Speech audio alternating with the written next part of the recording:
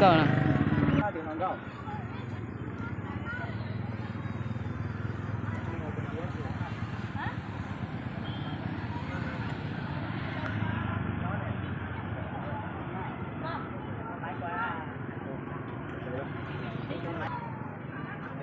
Ủa cái hình hao à?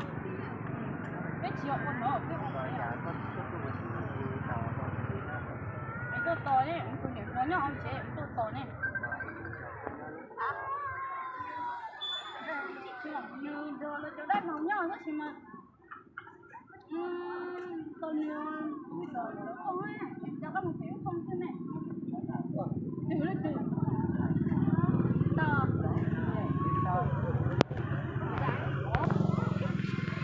Xin chào tất cả các bạn nhé. Đây là công viên Hưng Yên, quận Ế B. Đây là mọi người đang ra chơi công viên nhé. Đêm nay thì khá là đông nhé, khá là đông và rất là vui. Ở trong này thì sân chơi trẻ con ban đêm đi xe điện trẻ con.